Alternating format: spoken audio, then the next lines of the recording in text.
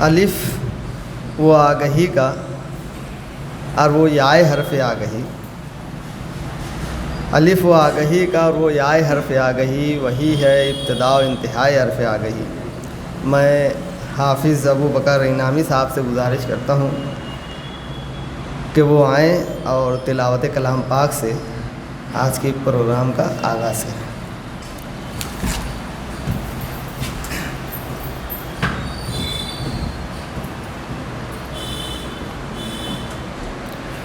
اعوذ باللہ من الشیطان الرجیم، بسم اللہ الرحمن الرحیم۔ یا ایہا الذین آمنوا لا تکونوا کالذین آذوا موسیٰ فبرأہ اللہ مما قالوا وَكَانَ عِندَ اللَّهِ وَجِيهًا۔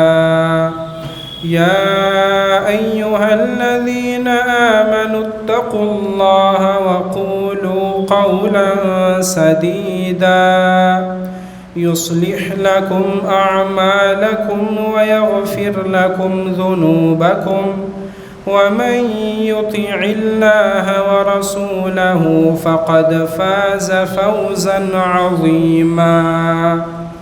إنا عرضنا الأمانة على السماوات والأرض والجبال فأبين أن يحملنها وأشفقن منها وحملها الإنسان إنه كان ظلوما جهولا۔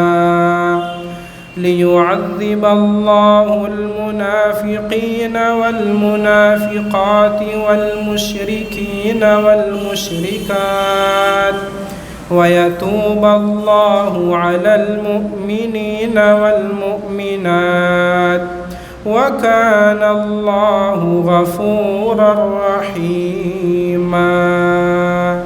صدق اللہ العظیم۔ سبحان اللہ۔ چونکہ ہم جانتے ہیں وقت بھی زیادہ ہوا چاہتا ہے اور موجودہ حالات کو دیکھتے ہوئے میں طے شدہ فیصلے کے مطابق تمام حاضرین، ناظرین اور سامعین کی بھرپور تائید کے ساتھ آج کی اس پروگرام کی صدارت کے لیے محترم عالی جناب نعیم سلیم سر کا نام پیش کرتا ہوں اور ان سے اجازت چاہتا ہوں کہ وہ پروگرام کی کارروائی آگے بڑھانے کی اجازت دیں۔ بہت شکریہ سر۔ ایک تہذیب ہے اور روایت کی پاسداری ہم کرتے آئے ہیں، تو میں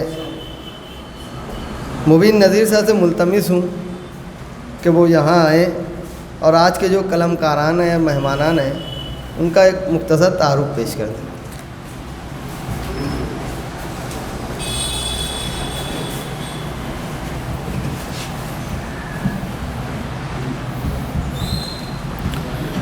نحمدہ ونصلی علی رسولہ الکریم، اما بعد۔ آج کی اس افسانوی نشست کے صدر محترم نعیم سلیم سر، ڈاکٹر شاہ ایاز سر اور حال میں موجود تمام سامعین، السلام علیکم ورحمۃ اللہ وبرکاتہ۔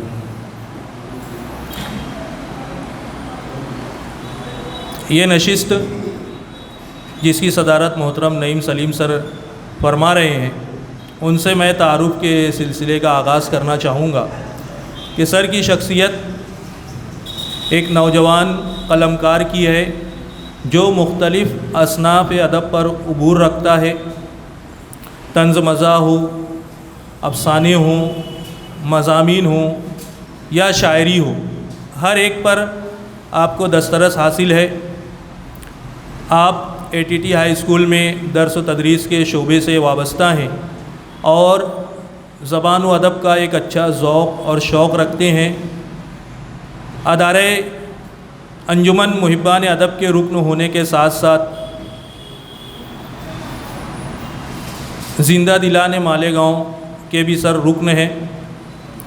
قلم کاران میں ان کے بازو میں تشریف فرما شخصیت ہماری ڈاکٹر شاہ ایاز سر کی ہے۔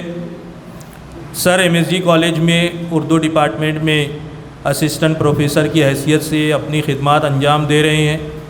پونا یونیورسٹی کے سر ریسرچ گائیڈ بھی ہیں اردو سبجیکٹ کے۔ اسی طریقے سے سر ایک اچھے افسانہ نگار ہیں۔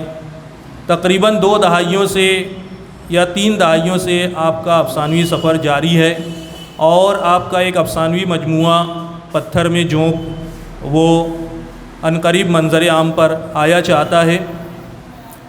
افسانہ نگاران میں عبدالمجید آزاد صاحب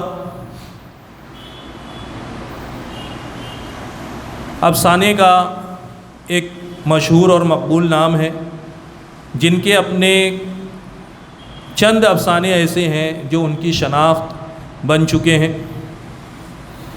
کم لکھتے ہیں، مختصر لکھتے ہیں، لیکن اچھا لکھتے ہیں۔ صادق اسد صاحب، ان کی شخصیت بھی ایک منفرد شناخت کی حامل ہے۔ عالمی تناظر میں ان کے افسانے ہوا کرتے ہیں۔ منظر کشی، مکالمہ نگاری اور افسانوی لوازمات کے ساتھ ایک بڑے ویژن میں ان کے افسانے ہوتے ہیں۔ اس کے بعد میں شافع رحمان صاحب ہیں۔ شافع رحمان کے تعلق سے جو ہے مجھ کو کچھ تفصیل نہیں مل سکی۔ دراصل وہ احمد شفیق بھائی کے رابطے میں تھے، اور احمد شفیق بھائی سے کوئی جو تفصیل جو ہے وہ نہیں مل سکی ہے۔ احمد شفیق مصروفیات کی وجہ سے جو ہے وہ آ نہیں سکے ہیں۔ اور چوتھا جو نام ہے وہ میرا اپنا خود کا ہے۔ میرے اپنے افسانے آپ جانتے ہی ہیں کس طریقے کے ہوا کرتے ہیں۔ تو یہ جو ہے آج کے قلم کاروں کا مختصر سا تعارف ہے۔ شکریہ۔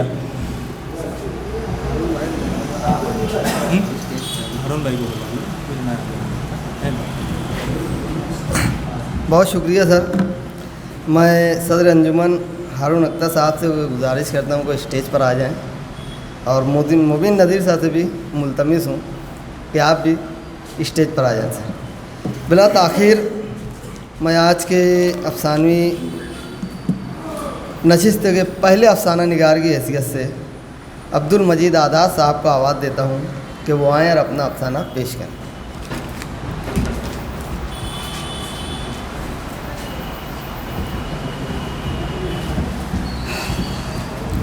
اجازت۔ افسانے کا عنوان ہے شور۔ افسانے کا عنوان ہے شور۔ بابا کی بات مجھے آج بھی یاد ہے۔ میں سب کچھ بھول سکتا ہوں، ہر سکھ، ہر دکھ، اچھی بری ہر بات، لیکن لاکھوں کوشش کے باوجود میں بابا کی بات بھول نہیں سکا۔ بابا کی زبان سے نکلا ایک ایک لفظ میرے دل کی دیوار پر آج بھی لکھا ہے، جیسے بابا نے لفظوں کی کیل میرے دل کی دیوار پر ٹھوک دی ہو۔ بابا کی زبان سے نکلے لفظوں کی بازگشت سے میرے کان آج بھی بجتے ہیں۔ بیٹا راجو، ایسا کوئی کام، ایسا کوئی شوق کبھی مت کرنا جو تمہیں اپنے بابا سے چھپ کر کرنا پڑے۔ بیڑی کا شوق پالے مجھے مشکل سے 8 روز ہی ہوئے تھے۔ بابا نے مجھے یہ نصیحت کی، ہو سکتا ہے بابا نے بیڑی پیتے ہوئے مجھے دیکھ لیا ہو۔ میں نے یہ شوق چھوڑ دیا۔ وقت کے ساتھ ساتھ معاشرے میں، سماج میں ہر روز ایک نیا نشہ سامنے آنے لگا۔ ہر روز معاشرے میں، سماج میں نئی نئی بیماریاں سامنے آنے لگی۔ ماں باپ کا فکر مند ہونا لازمی تھا۔ ہر قوم کے لوگ فکر مند ہو گئے۔ نشے کے خلاف آواز بلند ہونے لگی۔ ہر تنظیم، ہر سوسائٹی کا دانش مند طبقہ سڑکوں پر اتر آیا۔ ماسٹر حضرات، سیاستداں، علماء کرام، یہاں تک کہ قانون کے محافظ بھی نشے کے خلاف آواز اٹھانے لگے۔ میں بے انتہا خوشی محسوس کر رہا تھا۔ بابا کی آواز گشت کر رہی تھی۔ میں بھی نشہ مخالف مہم کا حصہ بن گیا۔ جلسہ جلوس یہاں تک کہ ہر چھوٹی بڑی تقریب کا حصہ میں بنتا گیا۔ سیاست دانوں کے ساتھ علماء کرام بھی نشے کے خلاف میدان میں اتر آئے۔ 10 روزہ نشہ مخالف مہم کا آغاز ہوا، ایک کے بعد ایک کامیاب پروگرام ہوتا رہا۔ نشہ مخالف مہم کا 9واں دن علماء کرام، سیاست داں اور قوم کے مقیر حضرات کے نام اور فوٹو ڈیجیٹل بورڈوں پر آویزاں تھا۔ جلسہ گاہ میں جاتے جاتے میرے قدم رک گئے۔ صدر نشست کا نام اور فوٹو دیکھ کر مجھے بےحد دکھ ہوا۔ مجھے کسی مفکر کی بات یاد آ گئی، دنیا میں جتنی اچھی بات کہی جا چکی ہے، صرف عمل کرنا باقی ہے۔ نشہ مخالف مہم کا 9واں اجلاس تھا۔ صدر نشست امتیاز بھائی مکی نشے کا سب سے بڑا ڈیلر تھا۔ میرے مایوس قدم اپنے گھر کی سمت اٹھ رہے تھے، میرے کان بج رہے تھے، چور مچائے شور۔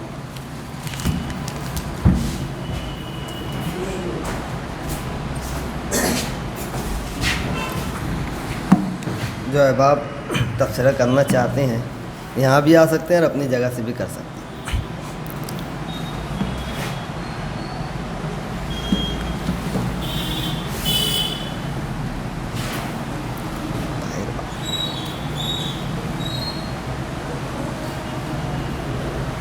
جی نور الدین سر۔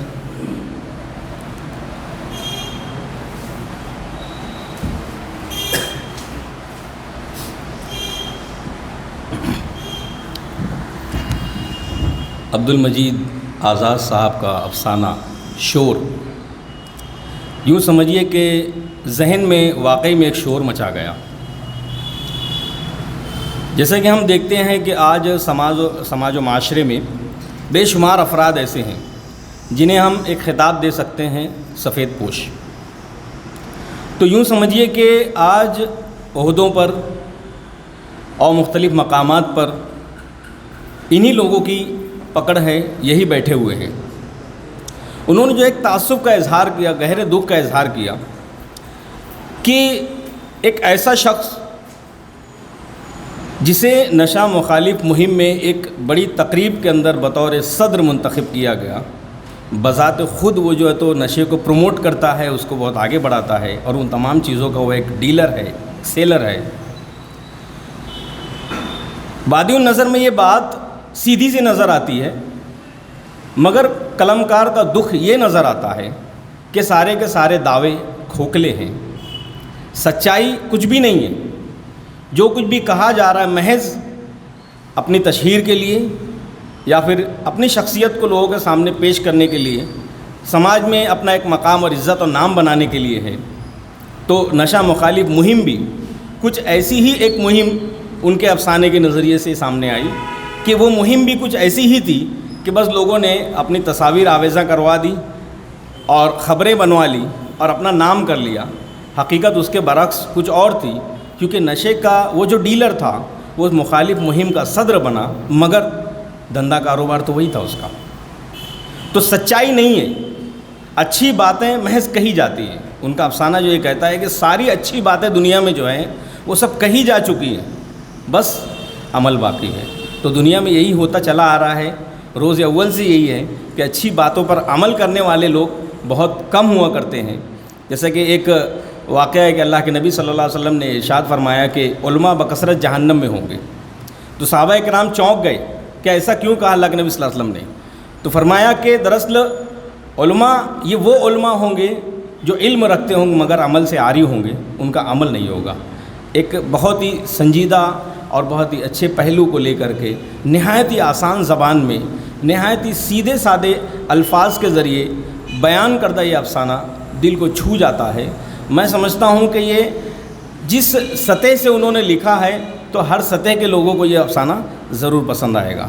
میں ذاتی طور پر اپنی جانب سے عبد المجید آزاد صاحب کو بے حد مبارکباد پیش کرتا ہوں۔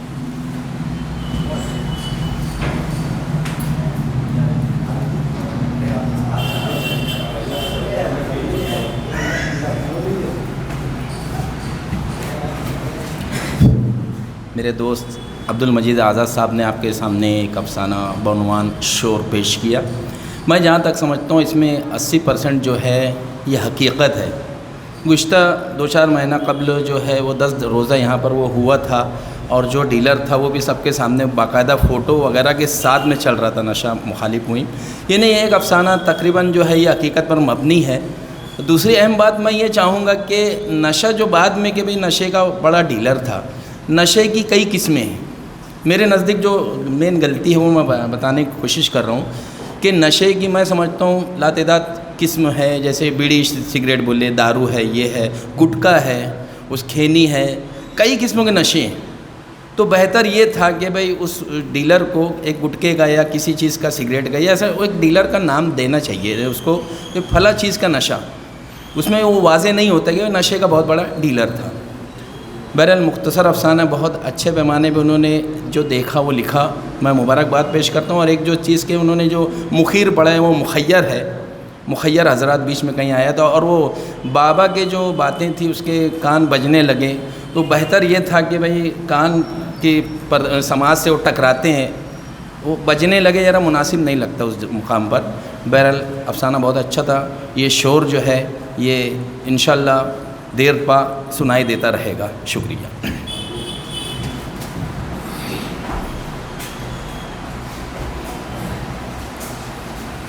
صدر صاحب کی اجازت سے ذکر اول کہ اگر افسانے کے اوپر بات کی جائے تو میں بہت معذرت کے ساتھ میں بات عرض کرتا چلوں کہ مجھے مزید جو ہمارے عبد المجید آزاد صاحب ہیں، ان کے افسانے میں مجھ کو فنی محاسن نظر نہیں آئے. یہ تو ایک چبھتا ہوا ایشو، ایک پہلو ہے جس کو سماج و معاشرے میں آپ ایک مضمون کی حیثیت سے بھی لکھ سکتے ہیں. جو پیچ و خم مجھے نظر آنے چاہیے تھے، جو تبدیلیاں نظر آنی چاہیے تھی، وہ نہیں تھی. ڈرامہ یا افسانہ جہاں سے کھلا وہیں پہ رہ گیا اور اس پر ہی ختم ہو گیا کہ وہ بیڑی کا نشہ کرتا تھا. ایک چھوٹی سی بات ہے یہ. آج ہر گلی کوچے پہ آپ کو یہ چیز مل جائے گی. آپ کی بات سے میں متفق ہوں کہ کسی ایک ایسی اس کا ذکر کیا جاتا کہ بھائی ایک بڑی لعنت ہے سماج و معاشرے کے لیے. یہ ٹھیک ہے، یہ لعنت ہے، یہ ایک ایشو ہے، ایک پرابلم ہے ہمارے یہاں پر. لیکن اگر اس کے اندر پیچ و خم آتے، اگر کچھ تبدیلیاں ہوتی، اگر اس کے ساتھ میں کوئی ٹریجک فلو آتا کہ بھائی وہ کردار ہے، اس کو بڑا دھکا لگا، تو بھائی واقعتاً وہ جو ہے وہ افسانے کے معنی کو پورا کرتا. اب وہ ہوتا کیا ہے کہ بابا کی بات تھی، بابا کی بات کو رکھا انہوں نے، پھر آگے بڑھتے ہیں. اور معاف کیجئے گا کہ جو افسانہ نگار ہیں انہوں نے اس بات کو تو بہت اچھی طریقے سے پیش کیا کہ کسی مفکر نے یہ بات کہی تھی. کیا زبردست انداز ہوتا اگر وہ نشہ کرنے والا شخص ہی مفکر کی زبان اگر کہتا. کیونکہ آپ دیکھ لیجئے کہ جب نشہ کرنے والا نشے کی حالت میں ہوتا ہے تو پھر وہ ادب میں بات کرتا ہے، اس سے پھر کیسے کیسے پہلو نکل کر آتے ہیں، وہ کیا گفتگو کرتا ہے. لیکن مجھے ایسا کچھ نظر نہیں آیا. البتہ آپ لکھ رہے ہیں، میں اس پر آپ کو مبارکباد پیش کرتا ہوں. آپ نے لکھا کہ وہ کیل ٹھوک دی گئی، کان بجنے لگے. ٹھیک ہے، آپ نے تراکیب الفاظ کا اچھا استعمال کیا ہے. اور اگر مزید اس کے اندر پیچ و خم لایا جائے، کچھ تبدیلیاں لائی جائے اور کچھ زود رنج اگر اس کے لیے باتیں ہوتی تو شاید افسانہ بہت پختہ ہوتا. مجھے ایسا لگ رہا تھا کہ یہ کہانی آپ کے سامنے شاید ہوئی، یہ منظرنامہ. اور بلا شبہ میں اس پر تو آپ کو مبارکباد دیتا ہوں کہ آپ نے جو دیکھا، جو محسوس کیا، اس کو آپ نے لکھا. بقول منٹو جو دیکھتا ہوں وہی لکھتا ہوں، اور آپ نے اس پر کوشش کی. بہرحال ایک اچھی کاوش ہے، اس پر میں اپنی جانب سے آپ کو مبارکباد پیش کرتا ہوں.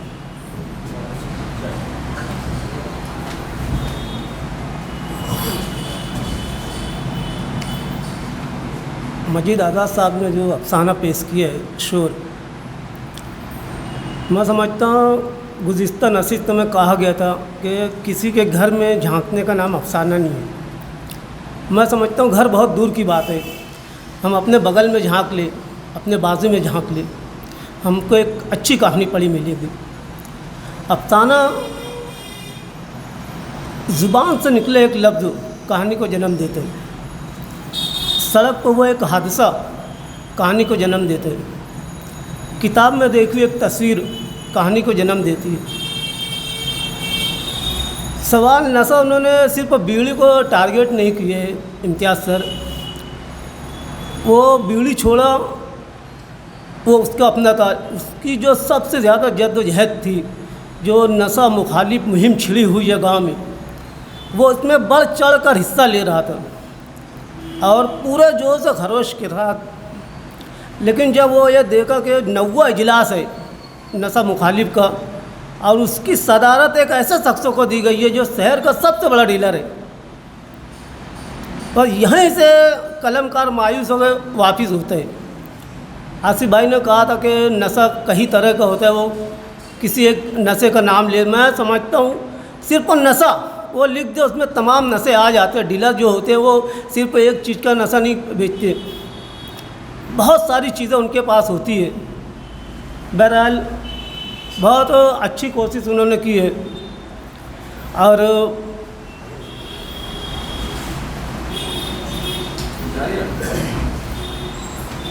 جتنا میں سمجھتا ہوں مجید آزاد صاحب نے لکھا ہے، میں اچھا لگا، ایک اچھی کوشش تھی. انہیں مبارکباد پیش کرتے ہیں.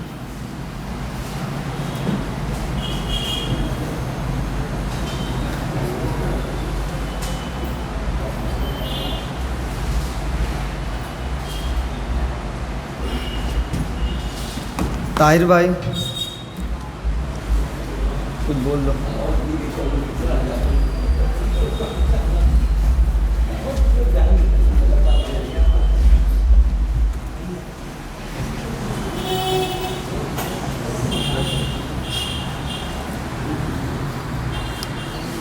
عبد المجید آزاد شروع کا افسانہ تو میں سن نہیں سکا، اس لیے خاموش بیٹھا تھا. اب یہاں پر کہا جاتا ہے کہ تبصرے پر تبصرہ نہ کریں، اور شروعات ہارون اختر نے کی ہے، نہیں کرنا چاہیے. ایک صدر ہیں آپ ایک انجمن کے، آپ کو افسانے بات کرنی تھی. امتیاز اور آصف کا نام لے کر آپ نے جو تبصرہ کیا ہے وہ آپ کو نہیں کرنا تھا. حالانکہ میں وہی حرکت کر رہا ہوں کہ تبصرے پر تبصرہ کر رہا ہوں. عبد المجید آزاد کا جو افسانہ تھا بہت بڑی کہانی نہیں بن سکی وہ، اور بہت متاثر کن نہیں بن سکی کہ ہم واقعی داد دے سکیں پچھلے کچھ افسانوں کی طرح. ایک عام سی کہانی تھی اور عام سطح پر ختم بھی ہو گئی.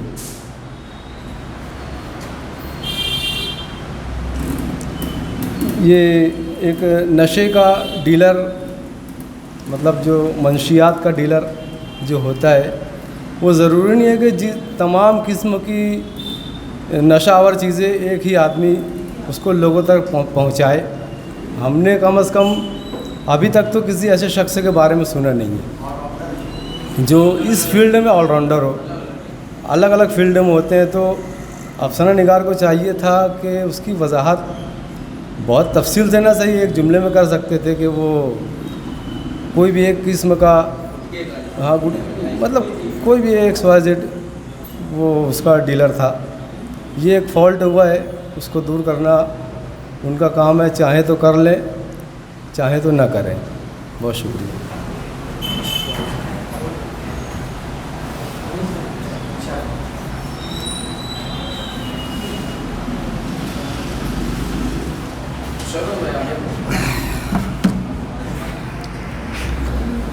میں جہاں تک سمجھتا ہوں کہ مجھے عبد المجید آزاد صاحب کی تحریر کو افسانہ کہنے میں تحمل ہے، چونکہ اس کا پلاٹ مجھے ایک افسانچے کا لگا. دوسری بات، فکشن کے کئی حربے ہیں جس میں سے ایک عام حربہ، سب سے زیادہ حربہ جو استعمال کیا جاتا ہے خاص طور سے افسانچے میں، وہ تضاد کا ہے. بات مثبت پہلے شروع ہوتی ہے، منفی پہ جاتی ہے، وہی تضاد ہوتا ہے، دو سمتیں اس کے بیچ میں پورا افسانہ. تو میں پہلی بات تو مجھے افسانچہ لگا. دوسرا کہ اس میں وہ تاثر پیدا نہیں ہو سکا، چونکہ یا تو ذہن میں وہ چیز آ جاتی تھی تضاد کی وجہ سے کہ کیا ہونے والا ہے. بہرحال میں انہیں مبارکباد پیش کرتا ہوں، اور اس موقع پر چاہوں گا کہ ڈاکٹر مبین نذیر سر یہاں پر آئیں اور اپنی تخلیق پیش کریں.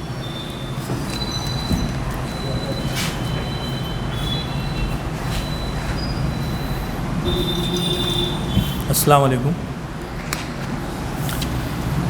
نشہ جو عنوان تھیم ہم لوگوں نے دی تھی،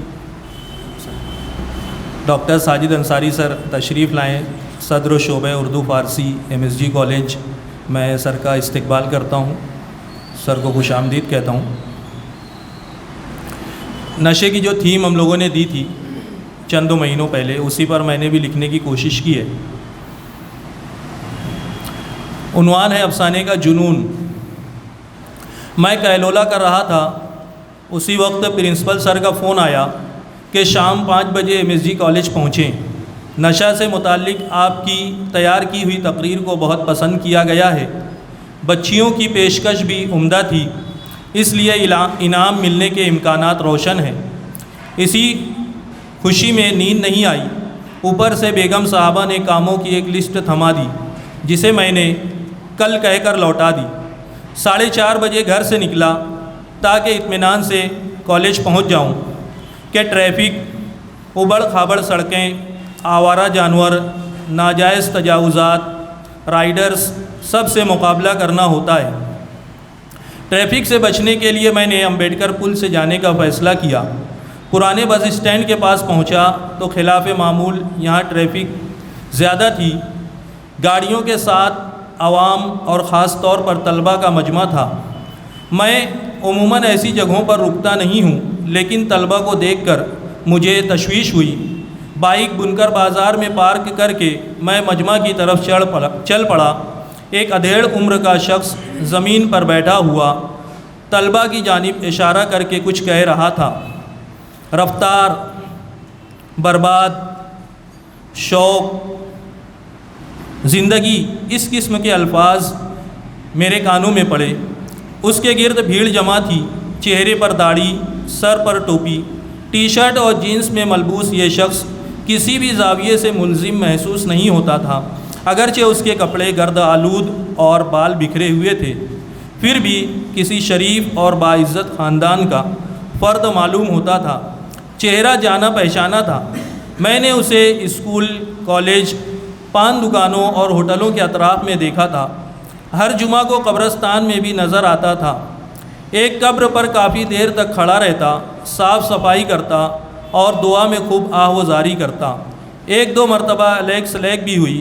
میں نے چند لوگوں سے دریافت بھی کیا کہ کیا معاملہ ہے، لیکن کسی کو اصل مسئلے کا علم نہیں تھا۔ حسب عادت ایک دوسرے کو دیکھ کر سب جمع ہو گئے تھے۔ آرام سے، ایسا کیوں کرتے ہو؟ تمہیں کس چیز کی جلدی ہوتی ہے؟ کہاں جانا ہوتا ہے؟ اس مرتبہ اس کی آواز صاف سنائی دی۔ اسی دوران پولیس اسٹیشن سے 2 پولیس والے آئے اور اسے لے جانے لگے۔ وہ اپنے پیروں پر کھڑا بھی نہیں ہو سکتا تھا، مجبوراً دونوں نے بغل میں ہاتھ ڈال کر اٹھایا اور پاس کھڑے ایک نوجوان کی بائک پر بٹھا کر اندر لے گئے۔ اس کے بعد مجمع منتشر ہو گیا۔ میں نے بھی اپنی راہ لی۔ کالج پہنچنے میں مجھے دیر ہو چکی تھی۔ راستے میں ہی پرنسپل سر کا فون آنے لگا تھا کہ میری تیار کردہ دونوں تقریروں کو انعام ملا ہے۔ میں کالج پہنچا، طلبہ، مہمانان اور پرنسپل سے ملا، تصاویر بنوائی، اسٹیٹس اپڈیٹ کیا، طلبہ کو مبارکباد دی، لیکن میرے ذہن میں وہی واقعہ گونج رہا تھا۔ گھر آنے کے بعد میں نے امن کمیٹی کے ایک ممبر دنیش بھائی سے، جو میرے دوست بھی تھے، سارا واقعہ سنایا۔ ان کا پولیس اسٹیشن میں آنا جانا تھا، تعلقات بھی تھے۔ درخواست کی کہ اس واقعے کی حقیقت سے مجھے آگاہ کریں۔ انہوں نے حامی بھر لی۔ میں جب بھی ملتا پوچھتا، وہ معذرت کر لیتے کہ پولیس اسٹیشن گیا تھا مگر صاحب نہیں تھے یا بھیڑ بہت تھی۔ ایک دن بھری دوپہر میں نے ان کو جا لیا کہ پولیس اسٹیشن چلیں، مجھے اس واقعہ کی حقیقت معلوم کرنی ہے۔ یہ دنیش بھائی کے آرام کا وقت ہوتا ہے، صبح 4 بجے سے اٹھتے ہیں، اس لیے دوپہر میں کچھ دیر آرام کرتے ہیں۔ کیا لگتا ہے وہ تمہارا؟ وہ بگڑ گئے۔ کچھ نہیں، تو پھر کیوں پیچھے پڑے ہو؟ مجھے اس کے پس پشت کچھ اور قصہ معلوم ہوتا ہے۔ ابے یہ تم لکھنے لکھانے والے بھی نا کچھ بھی بلا پال لیتے ہو۔ چلو۔ دنیش بھائی مجھے لے کر پولیس اسٹیشن پہنچے، مجھے ایک مخصوص کمرے میں بٹھایا۔ ابھی آیا کہہ کر نکل گئے۔ تھوڑی دیر میں ایک پولیس والے کے ساتھ داخل ہوئے۔ پاٹل اسے پوری کہانی سنا دے، ہفتے بھر سے میرے پیچھے پڑا ہے۔ دنیش بالکل سوپی گوشت ہے۔ اس کا نام فیروز تھا۔ ممبئی کی ایک سافٹ ویئر کمپنی میں جاب کرتا تھا اور وہیں اپنے پریوار کے ساتھ رہتا تھا۔ اس کا ایک لڑکا تھا فیصل، جسے اس نے بڑے ناز سے پالا تھا۔ فیصل کو بچپن ہی سے گاڑیوں کا بڑا شوق تھا۔ جب وہ بڑا ہوا اور ضد کی تو فیروز نے اسے بائک دلا دی۔ وہ بائک پر اپنے دوستوں کے ساتھ کالج جانے لگا۔ کالج کے بعد بھی وہ بائک پر گھومنے پھرنے جاتے۔ فیصل کو رائڈر بننے کا جنون تھا، جس کی وجہ سے کئی مرتبہ چھوٹے موٹے حادثات کا شکار ہوا، پولیس کی گرفت میں بھی آیا۔ فیروز کو جب اس بات کا علم ہوا تو اس نے سمجھایا، نہیں مانا تو اس سے گاڑی واپس لے لی، جس کی وجہ سے فیصل کو کئی مہینوں تک دوستوں کے ساتھ یا پھر بس سے کالج جانا پڑا۔ بعد میں ماں کے کہنے پر سمجھا بجھا کر اسے دوبارہ گاڑی دے دی گئی، مگر رفتار کا نشہ بھی کہیں ختم ہوتا ہے، وہ بھی ایک یوک کا۔ ہم روزانہ کئی لڑکوں کو پکڑتے ہیں جن کی عمر مشکل سے 15-16 سال ہوتی ہے۔ گاڑی کا وزن ان کے وزن سے زیادہ ہوتا ہے۔ ایک دن رمضان میں وہ رات کے کھانے کے بعد، جس کو کیا بولتے تم لوگ، سحری، میں نے لقمہ دیا، ہاں سحری کے بعد وہ دوستوں کے ساتھ نکلا۔ بس پاٹل صاحب، میں سمجھ گیا۔ ابے کیا سمجھ گیا، پوری بات تو سن۔ دنیش سے نہیں رہا گیا، مجھے آگے کی اسٹوری پتہ ہے۔ تو پھر اتنا اتاولا کیوں ہوا تھا؟ اگر تجھے پتہ ہے تو پھر آگے تو بتا۔ دنیش ناراض ہونے لگا۔ پاٹل مسکرانے لگا، تم کو کیسے معلوم؟ بھائی ہم پڑھنے لکھنے سننے سنانے والے لوگ ہیں، آنکھیں دیکھ کر سمجھ جاتے ہیں کہ بات من سے ہو رہی ہے یا ٹیلی پرومپٹر سے۔ بات مت بنا، آگے کی اسٹوری اب تو ہی بتائے گا، اور اگر نہیں بتا سکا تو سب کو ٹھنڈا پلانا پڑے گا۔ دنیش اب بھی ناراض تھا، اور اگر بتا دیا تو میں پلاؤں گا۔ تو پھر سنو، میں نے گلا صاف کیا اور پاٹل کو مخاطب کر کے کہا، پاٹل صاحب، اس کے آگے کی کہانی کچھ یوں ہے کہ میں نے اس قسم کے افسانوں میں جو کچھ ہوتا ہے وہ کہنا شروع کیا۔ میں بیان کرتا جا رہا تھا اور پاٹل پر حیرتوں کے پہاڑ ٹوٹ رہے تھے۔ دنیش کبھی میری جانب دیکھتا، کبھی پاٹل کی طرف۔ جب میں نے کہا کہ فیروز اسکول اور کالج کے لڑکے اور لڑکیوں کو اسی لیے گاڑی اسپیڈ میں چلانے سے منع کرتا ہے تاکہ کسی گھر کا چراغ نہ بجھے اور کوئی باپ ایسے صدمے سے دوچار نہ ہو جس سے وہ گزر رہا ہے، تو پاٹل اپنی کرسی سے اٹھا اور میری پیٹھ تھپتھپانے لگا۔ مان گئے گروجی، آپ کو مان گئے، لیکن آپ کو یہ سب کیسے پتہ؟ بھائی یہ ہماری ادبی دنیا کا ایک پرانا موضوع ہے جس میں کوئی ندرت نہیں، یہ کہانی وقفے سے دہرائی جاتی ہے، بس کردار، مقام، مکالمے اور منظر بدلتے رہتے ہیں۔ اے راجو، سب کی لسی لا جلدی سے۔ دنیش نے اوپر کا کام کرنے والے لڑکے کو آواز دی۔ شکریہ۔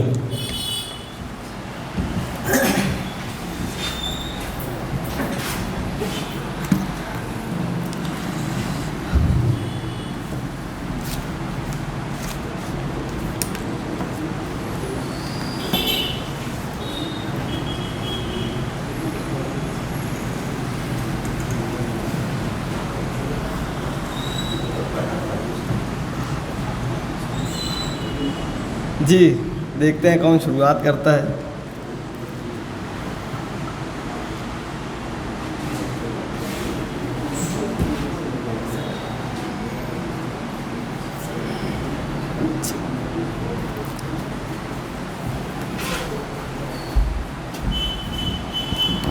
بسم اللہ الرحمن الرحیم۔ مبین نذیر سر کے کا افسانہ جنون اچھا افسانہ تھا۔ کہانی دھیرے دھیرے آگے بڑھتی ہے تو کیوریوسٹی بھی بڑھتی جاتی ہے کہ کیا ہوگا۔ اور سر نے اس میں جو نشہ بتایا ہے، رفتار کا نشہ، تو ایک اچھے افسانے کے لیے مبین سر کو مبارکباد دیتا ہوں۔ اور ان میں اس سیشن میں جو سننے میں آیا اس میں یہ بھی ایک افسانہ ایسا لگا کہ ہے اچھا ہے، باقی کچھ افسانوں کے مقابلے میں یہ افسانہ بھی بہتر لگا، تو میں مبین سر کو مبارکباد دیتا ہوں اور شکریہ سر۔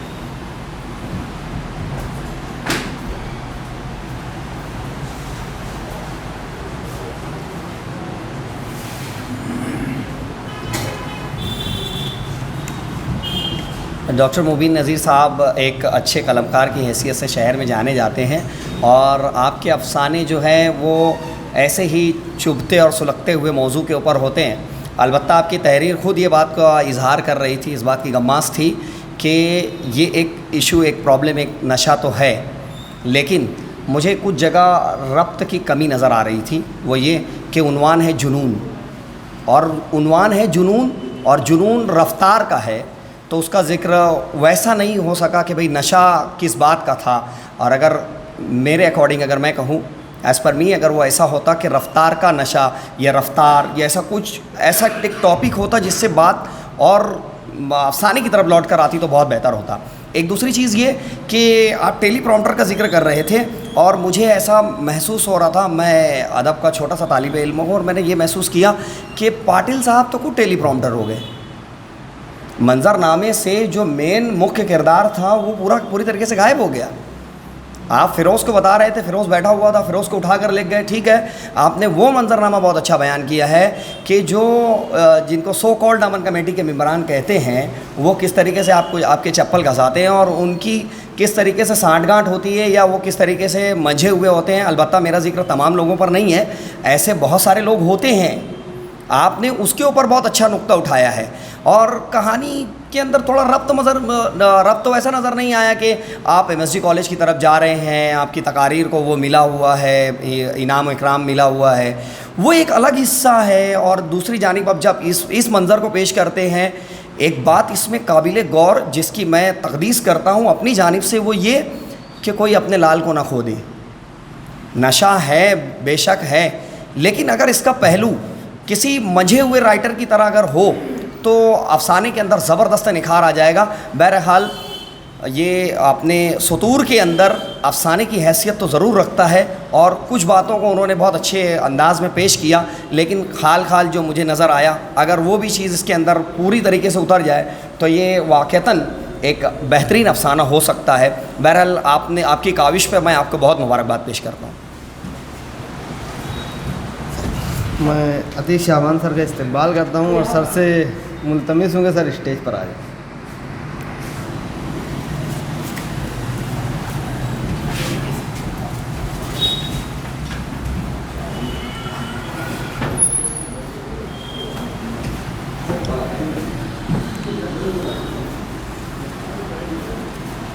ایک نیا قسم کا نشہ جو نسل نو میں رائج ہے، رفتار کا نشہ۔ اگر میں سر کے اس مخصوص تحریر کے اوپر مباحثہ کروں تو شروعات کہیں اور ہوتی ہے، اختتام کہیں اور ہوتا ہے۔ یعنی یوں سمجھیے کہ کئی ایک الگ الگ سین کا سہارا لیا گیا ہے۔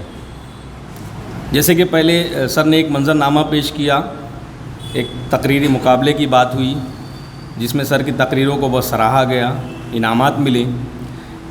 اس میں ایک کیریکٹر کو انہوں نے انٹروڈیوس کیا، فیروز سماج کا وہ دکھی شخص ہے جس نے اپنی نوجوان اولاد کو کھویا ہے۔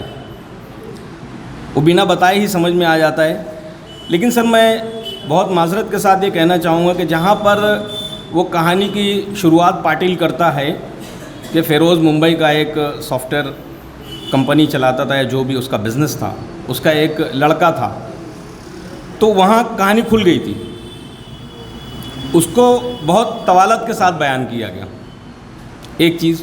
دوسری چیز یہ کہ ذہن میں سوال یہ اٹھتا ہے کہ آخر فیروز کو گرفتار کیا ہی کیوں گیا؟ اگر فیروز کو گرفتار کیا گیا تو فیروز کا ہوا کیا؟ یہ آگے اختتامیہ میں اس کا کوئی تذکرہ نہیں ملتا۔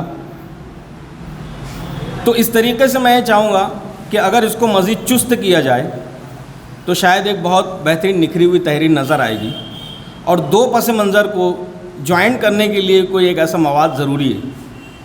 تقریری مقابلے کا فیروز کی زندگی سے کچھ تعلق ہونا اور اس کا بتانا نہایت ضروری ہے، یا کہیں نہ کہیں یہ جھلک ضرور آنی چاہیے کہ فیروز کی کہانی اس تقریری مقابلے میں تھی، تو وہ ایک جو بے ربطگی ہے وہ ربط میں بدل جائے گی، اور افسانویت مزید اس میں نکھر آئے گی۔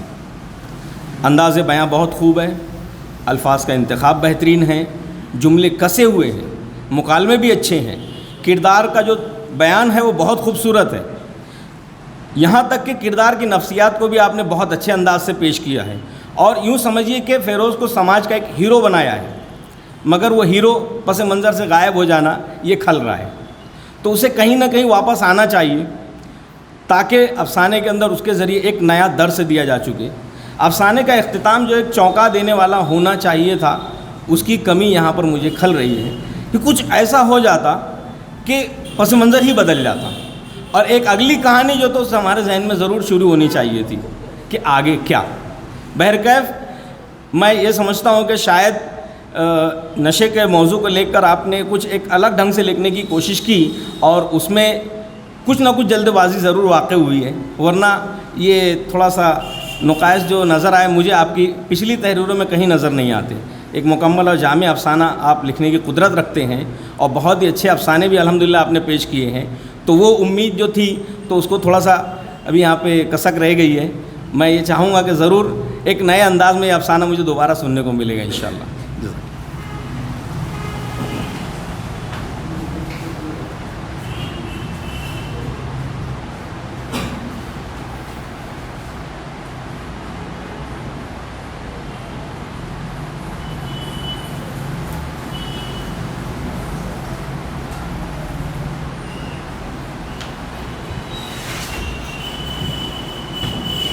اور کوئی بولنا چاہے گا؟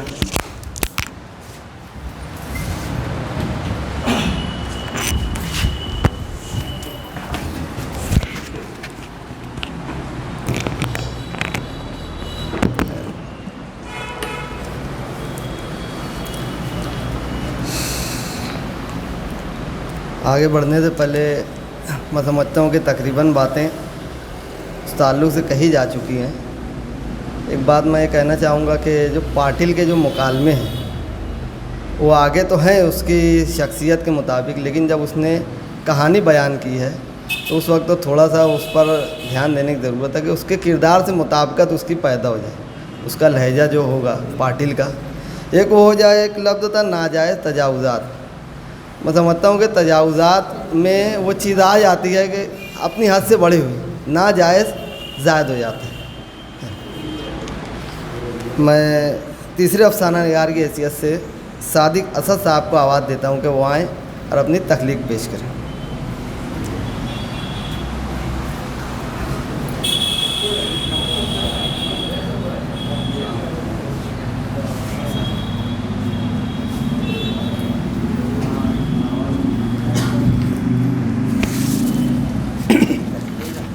کیسے؟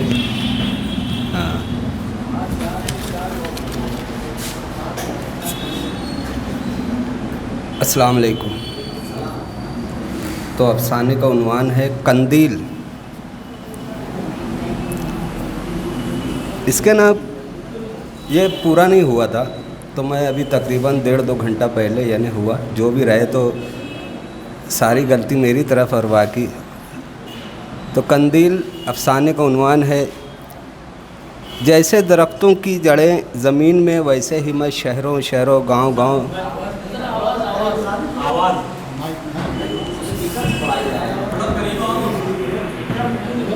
ہلو آ رہی آواز؟ ہاں یہ مائک صحیح نہیں تھا، شاید میں غلط کھڑا تھا۔ جیسے درختوں کی جڑیں زمین میں، ویسے ہی میں شہروں شہروں گاؤں گاؤں یعنی پورے ملکوں میں پھیلی ہوئی ہوں۔ ہم ہیں تو دو لیکن ایک ہی کہلاتی ہیں، اسی لیے میں ہم سے میں ہو گئی ہوں۔ میں بہت طویل راستے پر اکیلی رہتی ہوں، مخصوص ٹھکانوں پر 5-7 سے زیادہ بھی میری شاخیں پھوٹ آتی ہیں۔ یوں تو میرا بڑا خیال رکھا جاتا ہے، پھر بھی کبھی کبھی کوئی حادثہ پیش آ جاتا ہے۔ ویسے تو روز جانے کتنے لوگ مرتے ہیں جنہیں میں یاد نہیں رکھ سکتی، لیکن کچھ میرے ذہن سے نہیں اترے۔ بہت سالوں پرانی بات ہے، سورج ڈوب رہا تھا، پرندے پیڑوں پر لوٹ آئے تھے، ابھی اندھیرا نہیں ہوا تھا مگر شور تھم چکا تھا۔ تبھی ایک بستی کے قریب ایک تیز رفتار ٹرین دوسری ٹرین سے ٹکرا گئی۔ 2 ٹرینوں کے ٹکرانے سے ایک بہت زور کا دھماکہ ہوا تھا۔ اس رات میرے بھی کئی حصے ٹوٹ گئے تھے، کچھ بوگیاں دوسری ٹرین کی بوگیوں پر چڑھ گئی تھیں اور کچھ پلٹ کر دور جا گری تھیں۔ بہت سے لوگ مارے گئے تھے اور کچھ مرے ہوئے لوگوں کے نیچے دبے ہوئے تھے. کہیں کوئی ٹوٹی ہوئی سیٹ میں پھنسا ہوا تھا. کچھ بچے اپنی ماؤں سے دور خون میں لت پت بلک بلک کر رو رہے تھے اور دوسری طرف مائیں اپنے بچوں کو پکار رہی تھیں. مسافروں کی چیخوں سے درختوں پر بیٹھے پرندے خوف سے اڑنے لگے. زخمیوں کی چیخ چلاہٹ سے بستی کے لوگ دوڑے چلے آئے. ان میں تو پہلے کچھ لوگ سامان سے بھرے بیگوں کو لے کر بھاگ نکلے تھے. 3-4 نوجوانوں نے ایک بوڑھے شخص کو اٹھایا اور بوگی کے باہر لے گئے تھے اور پھر یہ لوگ باری باری زخمیوں اور مرے ہوئے لوگوں کو باہر نکالنے لگے. دوسری بوگی میں کچھ اور لوگ چڑھے تھے جن کے منہ رومال سے ڈھانپے ہوئے تھے. ان کے قدم پہلے ہی ڈگمگا رہے تھے. وہ زخمیوں کی جیبیں ٹٹولنے لگے. زخمی ان سے کہتے آپ کو جو لینا ہے لے لیں لیکن ہمیں بچا لیں. مگر وہ مردوں کے جیبوں سے پاکٹ اور عورتوں کے پرس، گلے سے چین اور کانوں سے بالیاں نوچنے لگے تھے. مسافر بے ترتیب تھے. کچھ رو رو کر تھک گئے تھے اور کسی کے گلے سے گھر گھر کی آواز آ رہی تھی. اس وقت میں پلٹی بوگی کی کھڑکی سے جھانک رہی تھی. باتھ روم کے قریب ایک بہت خوبصورت عورت اپنے شیر خوار بچے کو اپنی باہوں میں سمیٹے پڑی تھی. اس کے سر سے خون نکل رہا تھا. نہیں، اس کے سر کا نچلا حصہ سر سے جدا ہو گیا تھا. اس کا بچہ اب بھی رو رہا تھا. ایک شخص جس کے منہ پر رومال بندھا تھا اس نے عورت کو کاندھے سے ہلایا. عورت کچھ نہ بولی تو اس نے کان سے بالی کھینچ لی. کان سے تھوڑا سا خون نکلا. اسی طرح دوسرے کان سے کھینچی. پھر اس نے گلے میں ہاتھ ڈالا تو چھاتی کا ابھار محسوس کیا. وہ کچھ دیر باری باری دونوں چھاتیوں کو سہلاتا رہا. بچہ رو رہا تھا. کہیں سے ٹارچ کی روشنی نظر آئی تو اس نے اس عورت کے گلے سے منگل سوتر کھینچا اور اگلی بوگی کی طرف لاشوں اور زخمیوں کو روندا ہوا آگے نکل گیا.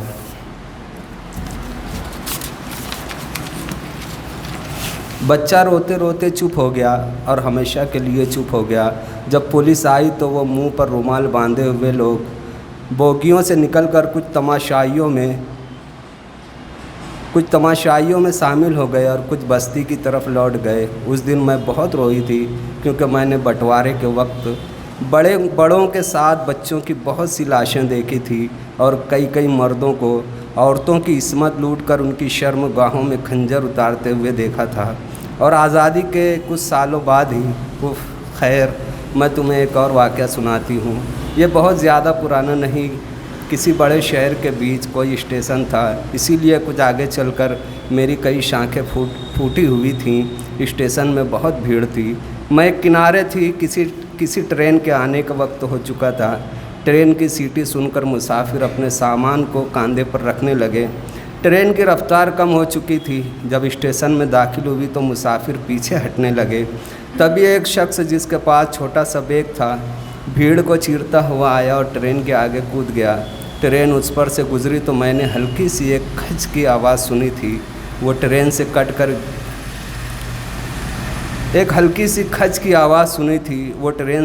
کر کئی حصوں میں تقسیم ہو چکا تھا. ٹرین رکی تو کچھ مسافر نیچے جھانک کر دیکھنے لگے تھے اور کچھ جلدی سے ٹرین کی بوگی میں چڑھ گئے تھے. ٹرین اپنے وقت پر مسافروں کو لے کر وہاں سے نکل گئی اور افسران 2 لاش اٹھانے والوں کے ساتھ آئے. اس کا چہرہ پچک گیا تھا. ہاتھوں اور پیروں کے کئی ٹکڑے خون آلود ادھر ادھر بکھر گئے تھے. لاش اٹھانے والے لاش کو سمیٹنے لگے. ایک افسر نے دوسرے سے کہا لاش کی شناخت کرنا مشکل ہے. وہ بیگ کھولو شاید اس میں کچھ ملے. دوسرا اس کے حکم کی تعمیل کرتے ہوئے فوراً آگے بڑھا. اس نے بیگ کھولا اور چند تصاویر کے ساتھ ایک خط نکال لایا. دوسرے نے پہلے افسر کو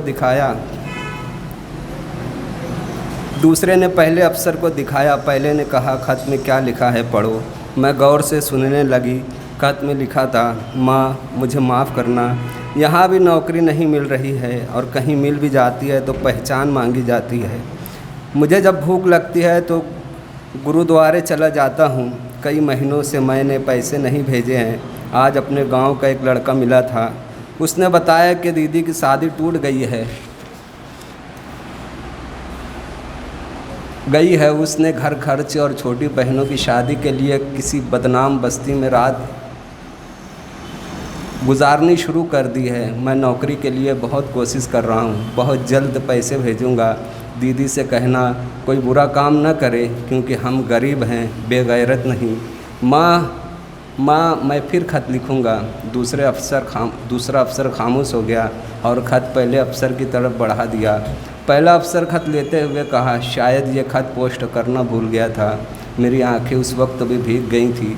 शायद तुम्हें नहीं मालूम, पश्चिम की सिमत एक छोटा सा गांव है, वहाँ मेरी 2 लाइन खींची है। स्टेशन बहुत छोटा है, इसी सबब वहाँ खामोशी रहती है। वहाँ थोड़ी ज़्यादा उम्र का एक आदमी है जो उधर ट्रेन से कट जाने वालों की लाश उठाता है। वो जब रात को लाश उठाने जाता तो उसके हाथ में कंदील होती। 2 हफ्ते हो गए थे वो लाश नहीं उठाया तो एक रोज़ रात को कंदील लिए मेरे पास आया। बहुत देर तक बड़बड़ाता रहा। रात गहरे सन्नाटे में स्टेशन पर कुत्ते इधर उधर दुबके पड़े थे। सर्दियों की रात थी। सर्द हवाओं से मैंने भी खुद को सर्द होता हुआ महसूस किया था। वो आदमी मेरे करीब बैठा रहा। मैंने उसकी बातों से अंदाज़ा लगाया उसने अपने बेटे के इलाज के लिए किसी अमीर से कर्ज़ लिए थे और ऊपर का पैसा न देने के सबब वो उसकी बेटी के साथ रात गुजारना चाहता था। वो काफ़ी देर तक बैठा रहा, फिर कंकरी पर रखी कंदील उठाई और स्टेशन से होते हुए मेरी नज़रों से ओझल हो गया।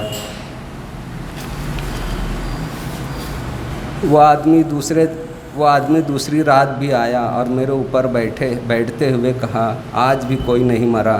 उसके लहजे में अजीब सा दर्द था, जैसे वो और भी वजह से परेशान हो। कंदील एक तरफ रखी जल रही थी। वो बड़बड़ाता रहा। रात के साथ साथ ठंड भी बढ़ती जा रही थी। वो कुछ देर के लिए चुप हुआ तो उसकी आंखें भीग गईं और बहुत देर तक भीगी रहीं। वो उठा और इत्मीनान से मेरे दरमियान आकर बैठा और फिर उसने पैर उस तरफ और सर मुझ पर रख कर लेट गया।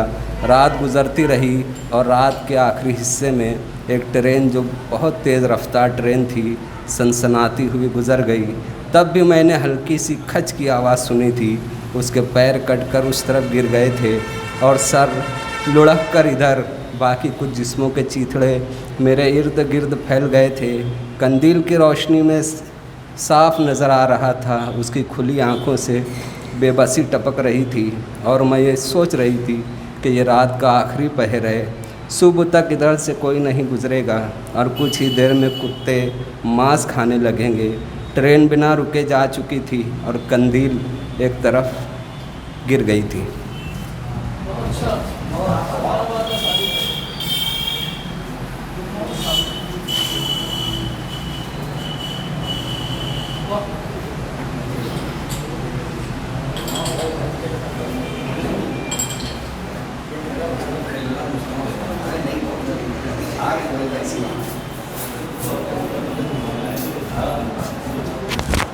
हाँ, इससे पहले 2 तबसरे में मैंने कुछ ऐसा लग रहा होगा कि साहब ज़्यादा नेगेटिव बातें कर रहे हैं, लेकिन ऐसा नहीं है।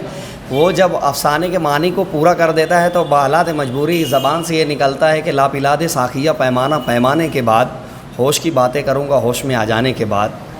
और जब अफसाना चल रहा था, मंज़र निगारी क्या खूब है साहब। यानी आँखों के सामने वो मंज़र आया था कि क्या क्या देखने को मिलता है जब ऐसे हादसात रोनुमा होते हैं। तो उसमें नशा इस चीज़ का भी था कि लूट और खसूट भी होती है, और नशा वो भी था कि किसी की असमत को तार तार किया जाए। नशा ये भी था कि किसी की मजबूरी है, उसका कोई कैसे फ़ायदा उठाता है। मैं इस चुस्त और एकदम मझे हुए अफसाने को, जो मुख्तलिफ अदवार से गुज़रता हुआ आगे बढ़ रहा था, उस पर मैं आपको एक मुबारकबाद पेश करता हूँ। और अव्वल मैं चाहूँगा कि यहाँ इल्म की ऊंची ऊंची फसीलें मौजूद हैं, मेरी रहनुमाई करें। मुझे ऐसा लग रहा था कि कहीं ये मोनोलॉग की हैसियत इख्तियार कर रहा था, जहाँ पे एक किरदार पूरी कहानी को मुसलसल तसलसल के साथ बयान कर रहा था। अलबत्ता उसके अंदर अलग अलग पहलू थे। बहरहाल ज़बरदस्त था। और इस बात के साथ अपनी बात ख़त्म करता हूँ कि वाक़तन ऐसे अफसाने अगर अदब में तख्लीक किए जाएँ तो सादिक असद साहब आप अफसाने की दुनिया में यकीनन सादिक भी होंगे और अफसाने के असद भी होंगे। बहुत शुक्रिया।